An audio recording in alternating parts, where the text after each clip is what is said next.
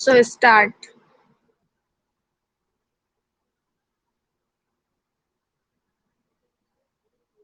So students, daily basis पे live session होंगे, बस मुझे आपका सपोर्ट चाहिए। It's helpful for both UPSC and MPPSC. So state PCS में, एमपीपीएससी में ये पेपर 6 में आता है। सो मैं स्टार्ट कर रही हूँ। सो 2018 का मैंने एज अ फॉर्मेट लिया है ये पेपर। सो ये 100 मार्क्स का है। सो इसमें कुछ ऐसे आए थे जो कि आपको एज ए सैम्पल देने का प्रयास किया मैंने। तो इसमें क्या है कि पहला था जो ओल्ड सिलेबस के अकॉर्डिंग ये 1000 वर्ड्स का था ये, और सेकंड ऐसे 250 का आता था, और थर्ड ऐसे जो था वो 250 का ही आता था। तो इनमें से हमें कोई एक टॉपिक पे लिखना होता था, एक टॉपिक पे।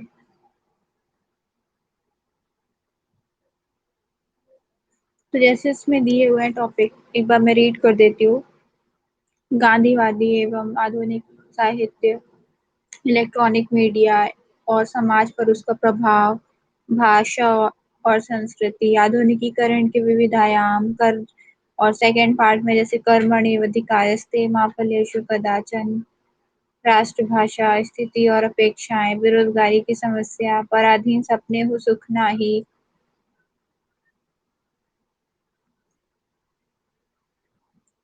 थर्ड ऐसे था भारतीय संसद की कार्यप्रणाली, भारत की सांस्कृतिक एकता, चलचित्र के लाभ एवं हानियां, प्रदूषण, समस्या और समाधान। तो ये एज अ सैंपल मैंने लिया था।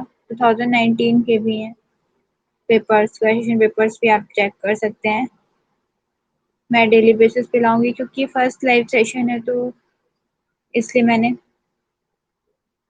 सिर्फ 2018 का ही मुझे मिल गया इजिली, तो मैंने ले लिया। तो अब स्टार्ट करते हैं जो हमारा आज का टॉपिक है। एकदम बेसिक से स्टार्ट करेंगे। सो ऐसे जैसे एग्जाम में आते आया था, भारतीय संसद की कार्य प्रणाली, उससे रिलेटेड उसकी चुनौतियां, उसके समाधान। तो हमको भी ऐसी डायमेंशन क्रिएट करने हैं। तो आज का हमारा टॉपिक है मिनिमम गवर्नमेंट, मैक्सिमम गवर्नेंस, न्यूनतम शासन और अधिकतम अभिशासन। तो इसमें विचारणीय बिंदु है न्यूनतम शासन, अधिकतम अभिशासन से अभिप्राय। पहली बात तो ये कि हमें इसके मतलब क्या होता है ये हमें समझना है। कैसा हो अभिशासन का मॉडल। इस मॉडल में आवश्यक है सार्वजनिक निजी साझेदारी। अधिकतम अभिशासन में सहायक सूचना प्रौद्योगिकी मतलब इंफॉर्मेशन टेक्नोलॉजी, आईटी। फिर अधिकतम अभिशासन की सरकारी पहले। अभिशासन मतलब गवर्नेंस, गवर्नमेंट जिसके द्वारा काम करती है उसको गवर्नेंस कहते हैं। अधिकतम अभिशासन के लिए आवश्यक है न्यूनतम भ्रष्टाचार। संपोषणीय विकास में सहायक है न्यूनतम शासन, अधिकतम अभिशासन और उपसंहार। तो ये एक बुक के अकॉर्डिंग ही ये दिया हुआ है। तो हमें एक्चुअली हमें ऐसे तो हम लिखते हैं, स्कूल लेवल पे भी लिखते हैं, कॉलेज लेवल पे भी लिखते हैं, और कंपटीशन के लेवल पे भी लिखते हैं। लेकिन ऐसे कि लिखने में, क्योंकि लिखने में डिफरेंस होता है, क्योंकि ये एक आर्ट होता है जो इजली नहीं आता है। हम 2-3 महीने कंटिन्यू लिखेंगे या हर वीक एक ऐसे लिखेंगे तभी हम इजीली इसको समझ पाएंगे। अदरवाइज कि हम एग्जाम में ही लिखेंगे तो ये थोड़ा डिफिकल्ट टास्क हो जाता है, और फिर स्पीड भी नहीं बनती और कई सारे इश्यू आते हैं क्योंकि हमारी प्रैक्टिस नहीं रहती है। विदाउट प्रैक्टिस हम कोई भी अगर हम काम करते हैं तो वो उस तरह से नहीं हो पाता जो एक प्रैक्टिस वाला बच्चा कर पाएगा। तो स्टार्ट करते हैं। यहाँ पे हम भारत में प्रधानमंत्री, इस बुक के अकॉर्डिंग हम स्टार्ट कर रहे हैं, ये मुझे बताना है। अदरवाइज इसके डायमेंशन कई सारे हो सकते हैं। तो प्लीज स्टूडेंट्स, आप इस टॉपिक को ही पकड़ के कुछ फैक्ट्स, डाटा, एडिशनल एडिशनल भी ऐड कर सकते हैं।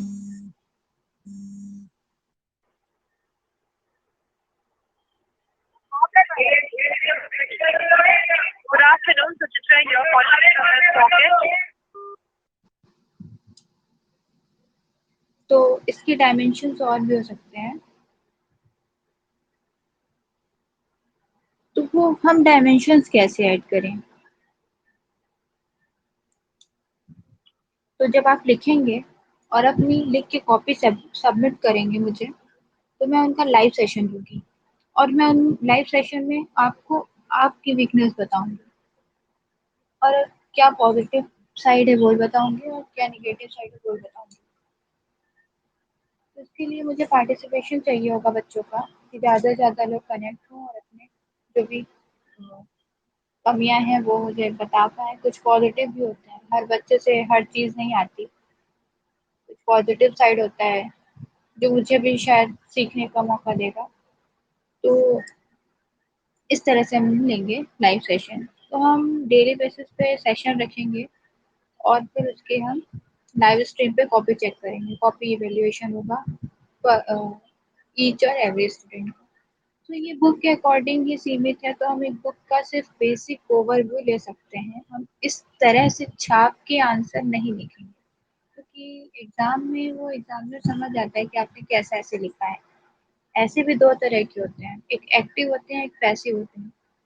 तो एक्टिव ऐसे वो होते हैं जो मतलब अभी जुलाई आप लोग बहुत सारे न्यूज़ पेपर्स पढ़ते होंगे, तो न्यूज़ पेपर्स गाइड्स उसमें सब में मैगजीन्स में आता है,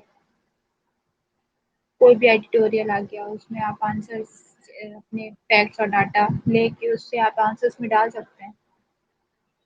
तो एक जैसे एक पर्सन होता है अनस्किल और स्किल, अनस्किल पर्सन पैसे फॉर्म में चलेगा, ठीक है, चल रहा है वही। लेकिन जो एक्टिव पर्सन होता है वो क्या करता है, वो एक्टिव कैसे बनता है, उसमें जो भी चीजें हो रही हैं कुछ अच्छी होती है कुछ बुरी होती हैं, तो उन दोनों ही चीजों से अवेयर रहे, तो वो होता है एक्टिव पर्सन। सो हम स्टार्ट करते हैं और जो डाटा फैक्ट्स इसमें ऐड करने होंगे मैं उन पे भी एक सेशन लेके आती रहूँगी, ताकि आपको इसमें बूस्टअप मिल सके, आप इजीली आंसर्स लिख सकें और मुझे लाइव स्ट्रीम में कॉपी चेक करवा सकें, और जो भी पॉजिटिव नेगेटिव होगा मैं आपको कंटेंट प्रोवाइड कराऊंगी उसके लिए और ओवरव्यू भी दूंगी। तो स्टार्ट करते हैं। न्यूनतम शासन और अधिकतम अभिशासन। तो ठीक है, भारत में प्रधानमंत्री नरेंद्र मोदी को न सिर्फ न्यूनतम शासन अधिकतम अभिशासन means minimum government maximum governance दर्शन का प्रतिपादक माना जाता है, बल्कि इस दर्शन को मूर्त रूप देने का श्रेय भी उन्हें दिया जाता है। यह अकारण नहीं है। न्यूनतम शासन अधिकतम अभिशासन वह अवधारणा है जिसका सीधा संबंध विकास से है और हमारे प्रधानमंत्री विकास को लेकर प्रतिबद्ध हैं। उनकी इस प्रतिबद्धता में सतही और वोट बैंक पर केंद्रित राजनीति का कोई स्थान नहीं है। वह विकास के पथ पर चलने वाले पथिक हैं। इस पथिक ने विकास की इबारत लिखने में बहुत खूबी से न्यूनतम शासन, अधिकतम अभिशासन का इस्तेमाल किया और सुशासन से विकास का पथ प्रशस्त किया। यही कारण है कि वर्ष 2018-19 के बजट भाषण में वित्त मंत्री अरुण जेटली ने इस अवधारणा को मूर्त रूप दिए जाने से प्राप्त उपलब्धियों का जिक्र किया, जिसमें प्रमुख उपलब्धि विश्व बैंक की ease of doing business report में भारत की रैंकिंग में अभूतपूर्व 42वें स्थान का सुधार आना है। 42 स्थानों का सुधार आना है। तो देखिए आप एक इंट्रोडक्टरी पैरा था फर्स्ट। इस इंट्रोडक्टरी पैरे में हमें क्या समझ में आ गया कि इसका मतलब क्या होता है, इसकी डेफिनेशन क्या है। अब हम सेकेंड पैरे में अगर हमको कोई भी फैक्ट मिलता है, कुछ भी मिलता है, जैसे हमें कोई थॉट मिल गया तो हम वो लिख लेंगे। इसमें लिखा हुआ है प्राचीन शासन के अभिकर्ताओं के द्वारा संपादित किए जाने वाले कार्यों को अभिशासन कहते हैं। ठीक है, यही जो अभिप्राय था, जो डेफिनेशन थी, उसको शॉर्ट में लिख दिया है और उसको हाईलाइट कर दिया है। फिर लिखा है प्रायः। अब देखिए ऐसे का कनेक्शन कैसे किया गया है यहाँ पे, प्रायः ऐसे ही आपको भी लिखना है। प्रायः का मतलब यहाँ पे जनरली है, तो ये प्रायः कुछ इसमें लिखा हुआ है तो ये अलग सा नहीं लिखना है, इसी तरह आपको भी लिखना है, ये अलग सा नहीं लिखना चाहिए। ये अगर हम कनेक्ट कर रहे हैं तो ऐसे हमारा कनेक्ट होना चाहिए, कि नहीं कि इस पैरे में कुछ और लिखा है, इस पैरे में कुछ और लिख दिया, फिर अलग अलग दिखने लगे। बिल्कुल कनेक्टिंग लिंक बना के चलनी है। प्रायः शासन के अभिकर्ताओं के द्वारा संपादित किए जाने वाले कार्यों को अभिशासन कहते हैं।